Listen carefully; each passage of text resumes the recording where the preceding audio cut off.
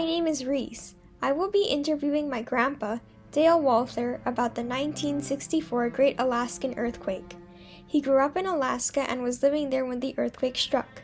Fortunately, he survived and is here to tell us about his experience. Hi, Grandpa. Thank you for your time and willingness to participate in this interview. You are certainly welcome. Let's start off with some backstory about you. How old were you when you moved to Alaska, and what do you remember about life growing up there as a child? I was 5 years old when my parents moved to Alaska, and the first thing I remember about Alaska when I got there was we had a big volcano go off. It was called Mount Spur, so we couldn't go outside and play all summer because there was volcano ash all over Anchorage. The next thing I remember was we all got chicken pox, so we had to stay in the apartment again until the rest of the summer, and we still finally got to see what it looked like outside after winter started. Wow, that's so interesting. Now, could you tell me where the Great Alaska Earthquake hit and why it is such a prominent event in U.S. history? Okay, the Great Alaska Earthquake occurred on March 27th, 1964. And the reason it was such an important event in history is because it was the largest earthquake that had ever been recorded for North America. On the Richter scale, it was measured at the time, by a lower number, but later it was revised to where it was now recorded as 9.2. And the location of the earthquake was in Alaska, of course. The epicenter was in what's called Prince William Sound, and Prince William Sound was approximately 150 miles from where I lived in Anchorage. How old were you at the time of the earthquake? At the time of the earthquake, I was in high school. I was probably about 16 years old. How did your day start off on March 27, 1964? On March 27, 1964, that day was Good Friday. And in those days, schools honored religious holidays. So we did not go to school on Good Friday.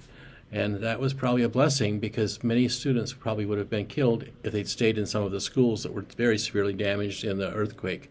And this is what happened to one of the schools. It's called the Government Hill Elementary School. You can see that many lives were spared because they were not in school during the earthquake. So the day of the earthquake, I was at home. I was doing homework at the kitchen table. And that was about 4 or 5, well, it was close to 5 o'clock in the afternoon, as I best remember.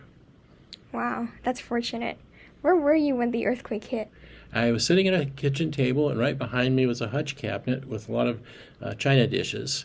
When it occurred, I heard a lot of sound and screeching noises in the roof. And I thought, oh no, the roof is going to collapse. I was home alone with my little sister that I was babysitting. She was in her crib, but she was at the other end of the house. So I decided I better get up and pick her out of the crib and take her outside in case the roof fell down. So I got up, I left the kitchen table, I went down the hallway. As I went down the hallway, I couldn't stand up straight because the cement hallway covered with a tile was moving left up and down just like it was rubber. It wasn't solid, even though it was made out of cement. And so I had to brace myself against the walls as I moved down the hallway. I got to the bedroom where my little sister was, picked her out of her crib, and walked back towards where I had been. And there, right where I'd been sitting, all the china had opened up out of the cabinet and fallen down and broken into lots of small pieces. We then went out to the backyard and waited until the movement of the earthquake eventually stopped after several minutes. Do you remember anything else that happened immediately after the earthquake? Yes, the first thing that I remember after the earthquake happened was I climbed up to the top of the roof of my house to look to the downtown because we could see the tall buildings from downtown if we climbed up on our roof. And I climbed up there to see if those buildings were still erect. When I looked out to the distance, it looked like the buildings were still up. So I thought, well, maybe this wasn't such a big earthquake after all. This photograph is taken a few days after the earthquake, but it shows where the damage on 4th Avenue. The street again dropped down. And if you look to the far left, you'll see a tall building. That's the Westward Hotel. That was the name at the time. It's now the Hilton Hotel.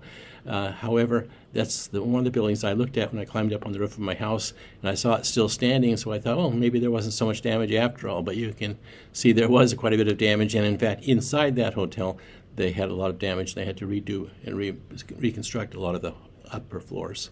And the next day or two, the scouts contacted me, the leaders for the Boy Scouts and the Explorer Scouts particularly, and asked if we would help to send messages or to provide messages to people in the city of Anchorage because our phones were not working and the mail was not working. The only communication we had was called ham radio.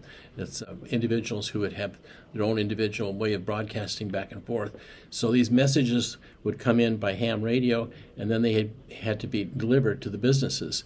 And so I was, and the other Explorer Scouts, we went to the Civil Defense headquarters, and when the messages came in, we took them and delivered them directly to these areas where the city was damaged. In fact, in that part of Anchorage, the National Guard was protecting the areas so that people wouldn't come in and loot and take things because there was so much damage. But since we were with the Scouts and wearing our uniforms, we were allowed to go into those areas where other severe damage was and got to actually see the damage. And I took some pictures as a Boy Scout when I was in those areas that I probably otherwise wouldn't have been able to get access to. Thank you for sharing. Do you personally know anyone who was injured or worse during the earthquake? I did. Some years later, I worked in a correctional facility in Alaska, and one of the inmates there had a rough life after the earthquake because his wife had been killed in the earthquake, and he didn't respond to that very well and ended up doing some things that got him in jail. Oh. But she was in a car parked in front of a department store. It was a J.C. Penney department store in downtown Anchorage, and the slabs of concrete on the side of the department store fell off in the earthquake and crushed her car. What's interesting about that, though, is that the night before, I was with my Explorer Scout group. We were doing a fundraising project selling what was called Polk directories. They're like a city directory, similar to a telephone directory, but we were selling them to businesses. And we were walking and selling them right in that very same street, right under where those cement blocks fell on that lady the next day. Wow.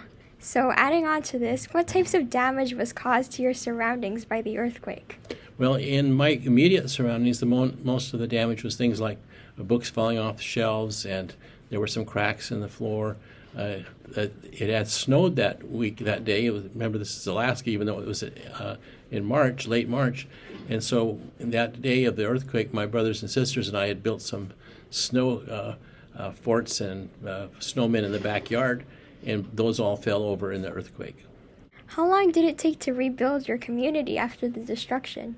Well, the U.S. government was very helpful. They offered what were called 3% loans, which at that time was very, very good loan rate for any business that wanted to recuperate. And many businesses took advantage of that and began to rebuild. It was several years. It took a while. Okay, and lastly, I'd like to ask, how did the 1964 Alaska earthquake affect you and your family going forward?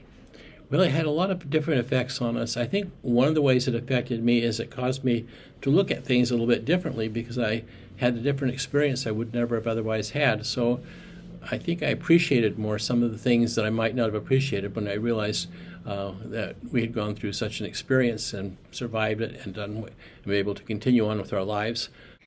Wow, that was an incredible interview.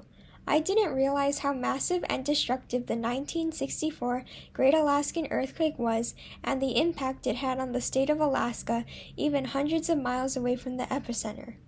I was also encouraged to learn that my grandpa was able to help his community after the earthquake in his role as a Boy Scout. Grandpa, I'd like to thank you for providing me with personal photos from your childhood and for sharing your experiences during the 1964 Great Alaskan Earthquake. Thank you again for your time and for participating in this interview. Well, thank you. You're very welcome.